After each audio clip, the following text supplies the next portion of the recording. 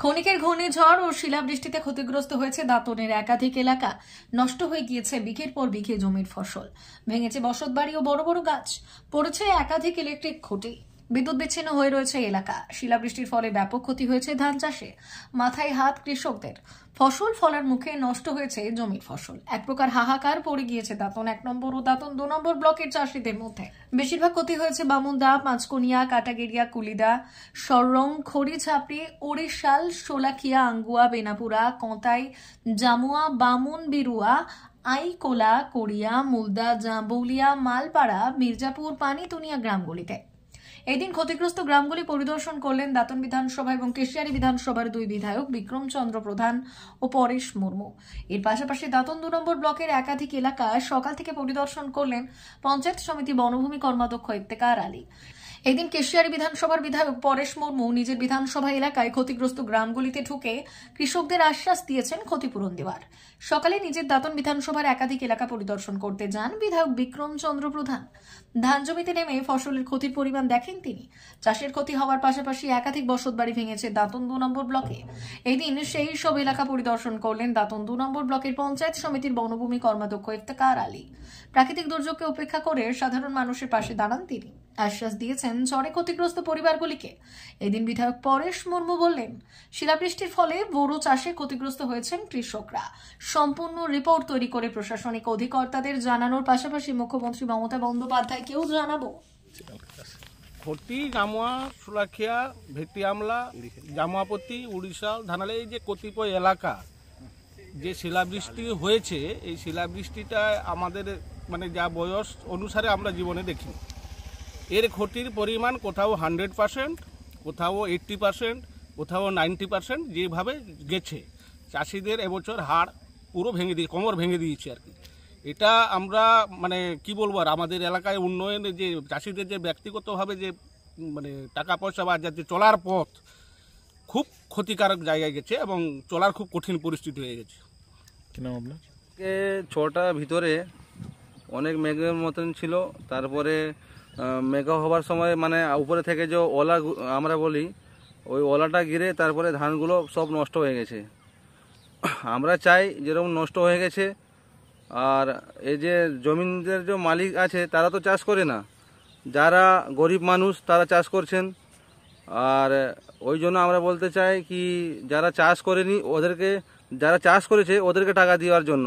এই যে লসটা হয়েছে বা ক্ষতি হয়েছে, তাহলে তো চাষিরা বাঁচবে, নাহলে কি করে বাঁচবে? আর যারা মালিক তারা চাষ করে না, যারা হয়তো গরিব মানুষ তারা চাষ করেন, ওদেরকে টাকা দেওয়ার জন্য আমরা ওইটা করছি, যে যেরকম করে চাষিরা কিছু বচে বা কিছু টাকাটা যে লোকসান যে হয়ে যাবে তারা কিছু টাকাটা পাওয়া যায়। ওইটা আমাদের একটা মানে আমাদের একটা ভরসা আছে যে আমরা কিছু টাকা পাই। যাদের বয়স 70-72 বছর, চাষি কৃষক, তারা মনে করতে পারছেন না যে 60-65 বছরে দাঁতনের ইতিহাসে বড় ধানে এত বড় ব্যাপক ক্ষতি মনে করতে পারছেন না। আমিও দেখলাম, আমিও একটা চাষি পরিবারের ছেলে। চাষ সম্পূর্ণ ক্ষতি হলে কী যে কষ্টটা হয়, এটা সত্যি সত্যি না দেখে বোঝা যায় না। আমাকে 2-1 ক্লিপিংস পাঠিয়েছিলেন, সেই থেকে আমি ভাবলাম যে না, আমি নিজে যাই, নিজেকে দেখা করে আসি। আমি নিজে সেই জন্য একেবারে মাঠে সরজমিনে দেখলাম। এলাকার চাষিরাও ছিলেন। 5 নম্বরের শোলাকিয়াতে আঙ্গুয়াতে শুরু করেছি, শোলাকিয়া হয়ে জামুয়া হয়ে এই এলাকাটা টোটালটা ঘুরলাম। চোখে জল পড়ে যাবে। চাষিরা সর্বশান্ত, এবং এই বড় ধানটা হচ্ছে সর্বরকমের খরচা করে বড় ধানটা করা হয়। আপনার শ্যালোতে জল, সার, মজুর, ওষুধ,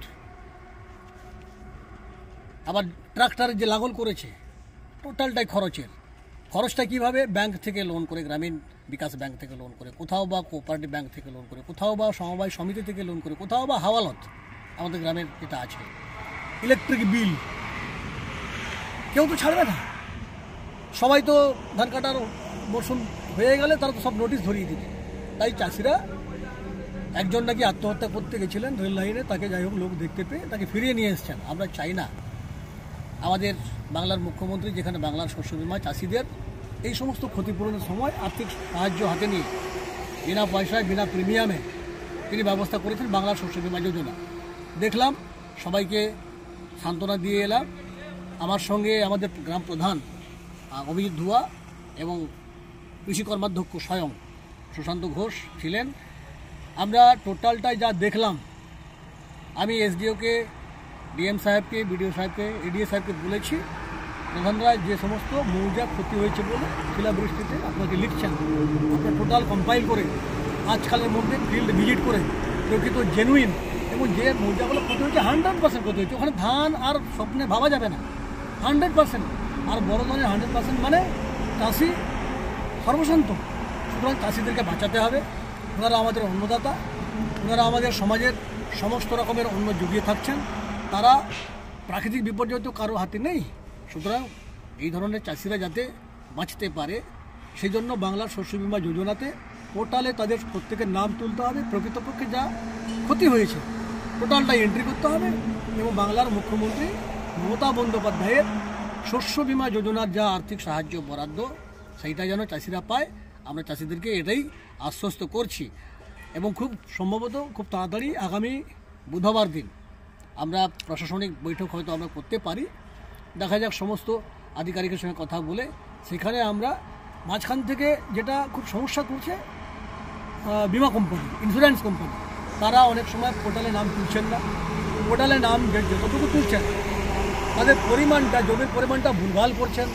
এগুলো যাতে আর না হয় সেই জন্য আধিকারিককে নিয়ে, সর্বস্তরের কর্মাধ্যক্ষদের নিয়ে আমরা একটা হয়তো প্রশাসনিক বৈঠক করব এবং চাষিদের পাশে আমরা সর্বত থাকবো, যেহেতু বাংলার মুখ্যমন্ত্রী চাষিদের পাশে আছেন। আমি সবাইকে আপনাদের বহুল প্রচারিত এবং প্রত্যেকটি ঘরে ঘরে যে চ্যানেলের আপনারা পৌঁছে গেছেন, মানুষের হৃদয়কে স্পর্শ করেছেন, বস্তুনিষ্ঠ সত্য যে তথ্যটা মানুষের কাছে পৌঁছে দিচ্ছেন প্রচুর পরিশ্রম করে, বিনীতভাবে সবার কাছে করজোড়ে অনুরোধ করব, এত বড় শিলাবৃষ্টির হাত কারণ নেই, এটা প্রাকৃতিক বিপর্যয়, কেউ ডেকে আনেনি। আপনারা হতাশ হবেন না, বাংলার মুখ্যমন্ত্রী আপনাদের পাশে আছেন, আপনারা অন্নদাতা। আমি এই এলাকার বিধায়ক হয়ে বাংলার মুখ্যমন্ত্রীকে যত্ন সহকারে সমস্ত রিপোর্ট আমি দেব, ডিএম সাহেবকে দেব, যেখানে পৌঁছাবার পৌঁছে দেব। প্রশাসনিকগতভাবে পোর্টালে এন্ট্রি বাংলার শস্য বীমা যোজনায় এবং যাতে আপনারা পেয়ে যান তার ক্লেম যাতে আমরা করতে পারি, তার সব রকমের প্রচেষ্টা সবাই মিলে করছি। আপনারা একটু ধৈর্য ধরুন, শান্ত থাকুন। বাংলার মুখ্যমন্ত্রী আছে মানে চাষিদের কোনো ভয় নেই, কোনো হতাশা নেই। আমি আপনাদের মুখ্যমন্ত্রীর পক্ষ থেকে এইটুকু অনুনয় করছি। সকাল দাঁতুন ব্লকে হঠাৎ ঠিক 5:30টার দিকে বিশাল ঝড় বৃষ্টি এবং শিলা তার সঙ্গে ব্যাপক হয়। তাতে আগুয়া গ্রাম পঞ্চায়েত সম্পূর্ণ নষ্ট, আনিকোলা গ্রাম পঞ্চায়েত সম্পূর্ণ নষ্ট, চকসমাইলপুর গ্রাম পঞ্চায়েত সম্পূর্ণ নষ্ট, আংশিকভাবে ক্ষতি হয়েছে শালিকোঠা অঞ্চল এবং 1-8 অঞ্চল। ব্যাপক চাষের ক্ষতি হয়েছে এবং ঘরবাড়ি কিছু ভেঙেছে, বিদ্যুতের খুঁটি উপড়ে গেছে। তাই আমরা খুব শোকাহত, কারণ এত চাষের ক্ষয়ক্ষতি কীভাবে পূরণ হবে আমরা কেউ ভেবে উঠতে পারছি না। তাই আমরা এডিও সাহেবকে বলেছি তদন্ত করে সঠিকভাবে রিপোর্ট পাঠাতে, এবং বিডিও সাহেব আজকে ত্রাণের কিছু ব্যবস্থা করেছেন, আমাদের যাদের ঘরবাড়ি ভেঙে গেছে ত্রিপলের ব্যবস্থা কিছু করেছেন। আমরা আমাদের এমএলএ থেকে ত্রিপালের প্রত্যেকটি অঞ্চলে পাঠানোর ব্যবস্থা করেছি এবং ঈদের কিছু মাল ছিল সেটাও আমরা বন্দোবস্ত করে পাঠিয়ে দিয়েছি। কি নাম আপনার? আমার নাম প্রতুল দাস, দাঁতুন ব্লক তৃণমূল সভাপতি।